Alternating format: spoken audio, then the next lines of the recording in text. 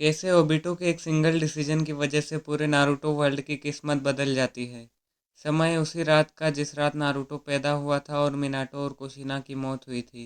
Ninetales की दहाड़ पूरे कोनोहा को हिला रही थी। पूरे हिडन लीफ विलेज में तबाही का मंजर था और जिन लोगों ने पहले कभी बैटलफील्ड नहीं देखी, उनके लिए डर और दर्द दोनों का पहला दिन था।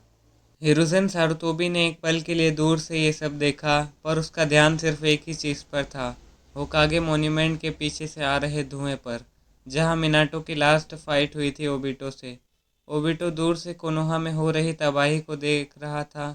मिनाटो से हारने के बाद उसका नाइनटेल्स पर कोई कंट्रोल नहीं था।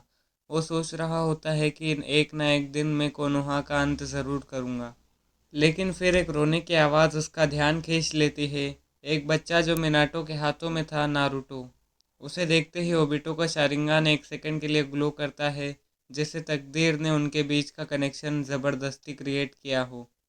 नाइनटेल्स की सीलिंग करने के बाद जब मिनाटो और कुशिना अपनी ज़िंदगी के कुछ आखिरी पल जी रहे थे और नाइनटेल्स सीलिंग के भी आखिरी कुछ सेकंड्स बचे थे, ओबिटो सील को रोक नहीं सका। वो जानता था कि नाइनटेल्स सील हो चुका है, वो भी कुछ ही मिनट पहले जन्मे एक बच्चे में। पर नारुतो एक कोरे कागज़ की तरह था। वो क्या बनेगा, एक चाइल्ड ऑफ प्रोफेसी या एक परफेक्ट वेपन, ये ओबिटो के डिसीजन पर निर्भर करता था। जब सीलिंग एक्सप्लोजन का धुआं हटता है, सारे शिनोबी नारुतो को सिक्योर करने के लिए दौड़ पड़ते हैं, लेकिन तभी उन्हें सिर्फ एक आवाज़ सुनाई देती है, कामुई, और एक ही पल में नारुतो गायब।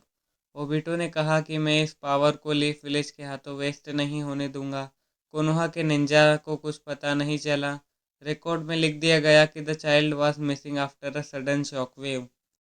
नारुतो जब पहली बार अपनी आंखें खोलता है, वो क्या देख सकता है? ज़्यादा कुछ नहीं। एक इन्फिनिट डार्क वर्ल्ड जहां हर तरफ सिर्फ सन्नाटा था और मास्क पहने हुए एक इंसान। कामुई डायमेंशन।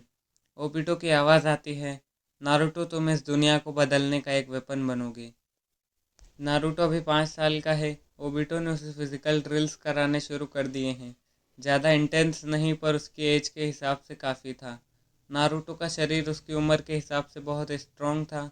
नारुतो अभी भी नादान था, लेकिन उसकी आंखों में एक अलग सी कामनेस डेवलप हो चुकी थी। नारुतो ने उस दिन से आज तक कभी स्माइल नहीं की। एक दिन ओबिटो ने नारुतो को मैनिपुलेट करने की कोशिश की। उसने कोल्ड वॉइस में कहा, नारुतो क्या तुम जानते हो कि तुम यहाँ क्यों हो? नारुतो ने कुछ कहा तो नहीं, पर ना के इशारे में सिर हिलाया। लीफ विलेज ने तुमसे तुम्हारे माँ बाप छीन लिए।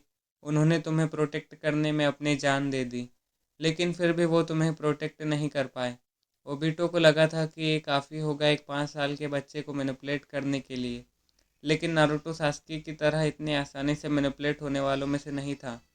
उसने थोड़ी देर सोचा और फिर धीरे से एक जवाब दिया, एक ऐसा जवाब जिसने ओबिटो को हिलाकर रख दिया। उसने कहा, अगर मेरे माँ बाप मुझे प्रोटेक्ट नहीं कर पाए तो क्या तुम करोगे? ये वो लाइन थी जिसने ओबिटो को एक सेकंड के लिए फ्रीज कर दिया। सालों में पहली बार उसने कुछ फील किया था, लेकिन उसने इमिडिएटली अपने इमोशंस को कंट्रोल किया और कहा, मैं तुम्हें स्ट्रॉन्ग बनाऊंगा नारुतो। फीलिंग्स और इमोशंस तुम्हारे किसी काम के नहीं।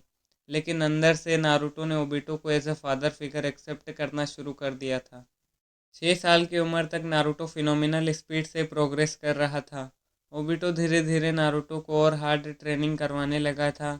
ओबिटो नारुतो की ट्रेनिंग में कोई कमी नहीं छोड़ना चाहता था, लेकिन कमी सिर्फ एक चीज़ की है, सब्सक्राइबर्स की, वो भी इस चैनल पर।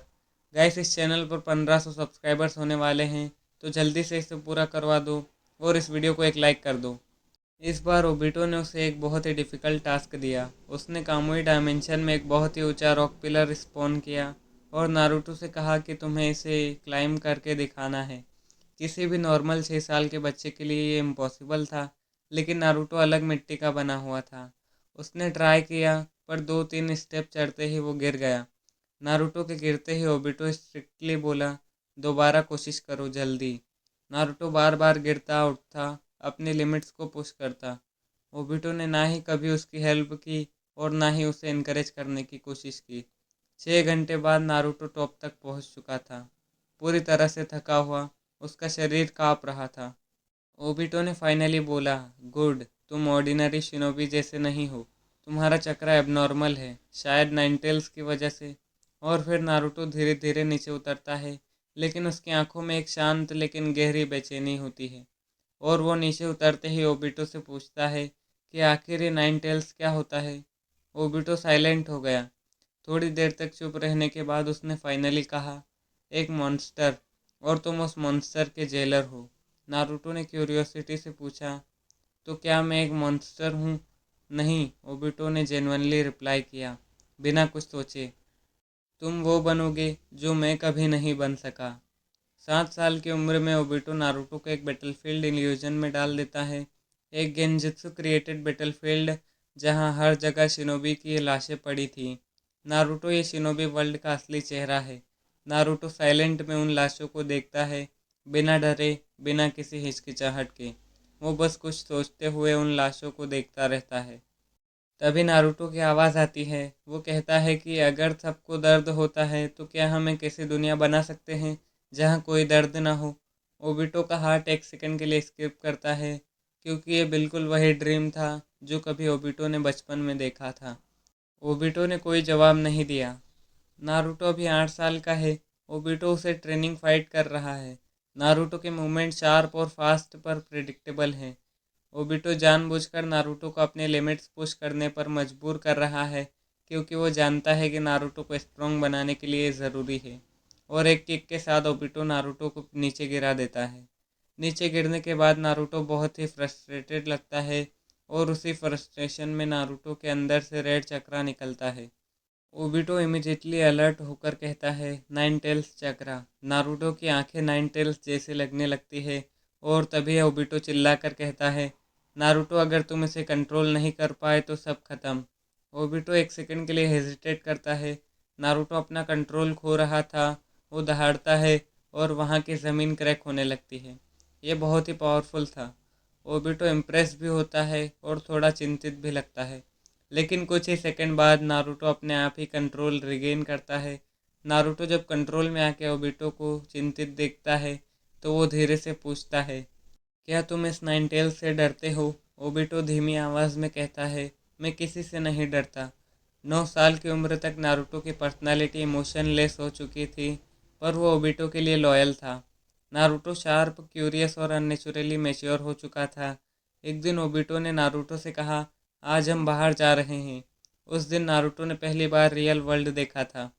पेड़ पौधे, आसमान, हवा और सनलाइट, सब नारुतो ने पहली बार फील किया।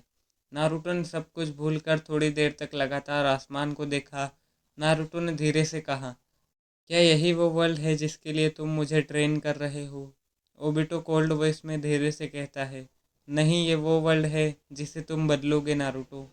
तो गाइस, पार्ट 1 में बस इतना ही। अगर आपको ये वीडियो पसंद आई तो वीडियो को लाइक करके चैनल को सब्सक्राइब कर दो। और अगर आपको पार्ट 2 चाहिए तो इस वीडियो के कमेंट बॉक्स में पार्ट 2 स्पैम कर दो। मिलते हैं आपसे पार्ट 2 में, तब तक के लिए बाय बाय।